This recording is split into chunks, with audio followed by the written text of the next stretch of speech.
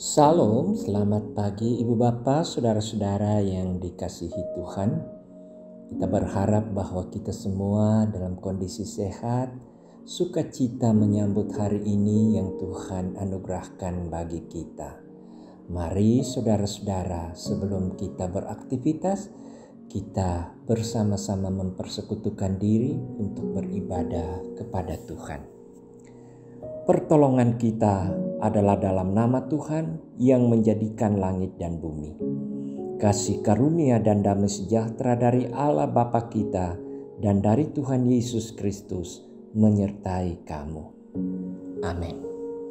Mari saudara-saudara kita renungkan bersama bagian firman Tuhan untuk edisi Minggu 12 Juni 2022 dari Efesus 4 ayat 1 sampai ayatnya yang ke-16.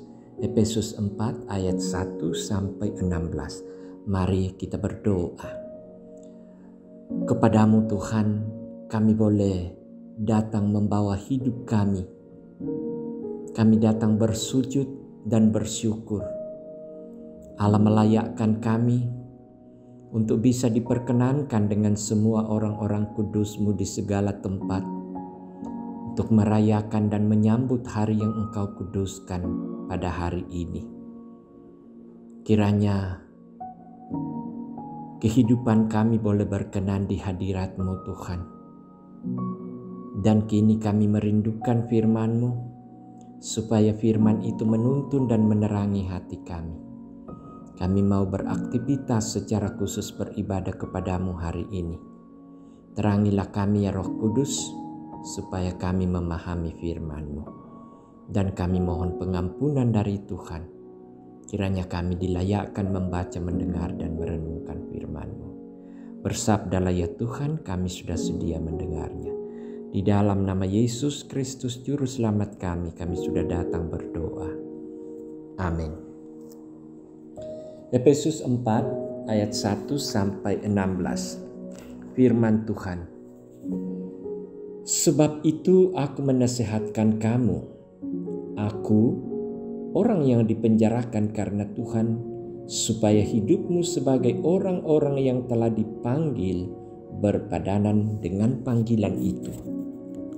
Hendaklah kamu selalu rendah hati, lemah lembut dan sabar. Tunjukkanlah kasihmu dalam hal saling membantu, dan berusahalah memelihara kesatuan roh oleh ikatan damai sejahtera.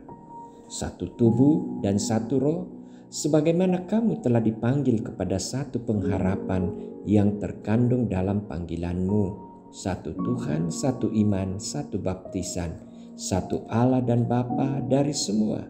Allah yang di atas semua dan oleh semua dan di dalam semua. Tetapi kepada kita masing-masing telah dianugerahkan kasih karunia menurut ukuran pemberian Kristus. Itulah sebabnya kata Nas, tatkala ia naik ke tempat tinggi, ia membawa tawanan-tawanan. Ia memberikan pemberian-pemberian kepada manusia. Bukankah ia telah naik? Berarti bahwa ia juga telah turun ke bagian bumi yang paling bawah. Ia yang telah turun, ia juga yang telah naik jauh lebih tinggi daripada semua langit untuk memenuhkan segala sesuatu. Dan ialah yang memberikan baik rasul-rasul maupun nabi-nabi, baik pemberita-pemberita Injil maupun gembala-gembala dan pengajar-pengajar untuk memperlengkapi orang-orang kudus bagi pekerjaan pelayanan bagi pembangunan tubuh Kristus, sampai kita semua telah mencapai kesatuan iman dan pengetahuan yang benar tentang Anak Allah, kedewasaan penuh dan tingkat pertumbuhan yang sesuai dengan kepenuhan Kristus, sehingga kita bukan lagi anak-anak yang diombang-ambingkan oleh rupa-rupa angin pengajaran, oleh permainan palsu manusia dalam kelicikan mereka yang menyesatkan, tetapi dengan teguh berpegang kepada kebenaran di dalam kasih kita, bertumbuh di dalam segala hal ke arah Dia, Kristus yang adalah kepala. Daripadanya lah seluruh tubuh yang rapi tersusun dan diikat menjadi satu oleh pelayanan semua bagiannya sesuai dengan kadar pekerjaan tiap-tiap anggota, menerima pertumbuhannya dan membangun dirinya dalam kasih. Amin. Demikian firman Tuhan, berbahagialah kita yang mendengarnya dan melakukannya dalam kehidupan. Amin. Saudara-saudara, kita akan merenungkan perikop ini dalam satu tema, yaitu kesatuan roh. Kesatuan roh. Sangmina tetedio pena. Jemaat kekasih Tuhan, pengikat berfungsi untuk menyatukan benda-benda yang terpisah. Misalnya pengikat sapu lidi berfungsi untuk menyatukan batang lidi yang terpisah-pisah sehingga menjadi satu dan berfungsi sebagaimana mestinya. Menjadi sapu yang dapat dipakai untuk membersihkan halaman ataupun tempat-tempat lain. Ilustrasi ini dapat mengantar kita untuk memahami mengapa kitab Efesus sangat menekankan kesatuan roh sebagai pengikat jemaat. Nah saudara, kesatuan roh harus dipelihara dalam bingkai kesatuan yang utuh, yaitu satu tubuh, satu roh, satu pengharapan, satu Tuhan, satu iman, satu baptisan, dan satu Allah. Kesatuan roh ini berimplikasi pada kehidupan orang Kristen, baik secara pribadi, terlebih dalam kehidupan berjemaat. Orang Kristen didorong untuk hidup sesuai dengan panggilan Kristen, yaitu mengutamakan kerendahan hati, kelemah lembutan, kesabaran, dan penuh kasih.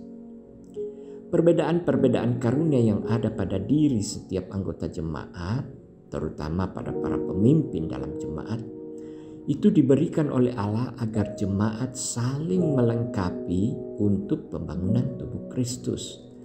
Dengan demikian, jemaat akan hidup dalam kesatuan iman dan pengetahuan akan karya Allah dalam Yesus Kristus.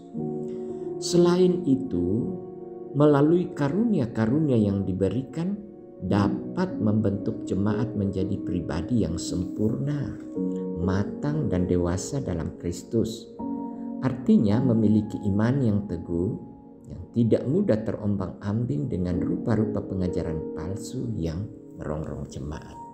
Nah, saudara-saudara yang dikasihi Tuhan, sebagai pengikut Kristus, kita telah diikat dan disatukan oleh Roh Kudus dan menjadi bagian dari anggota-anggota tubuh di mana Kristus yang menjadi kepala.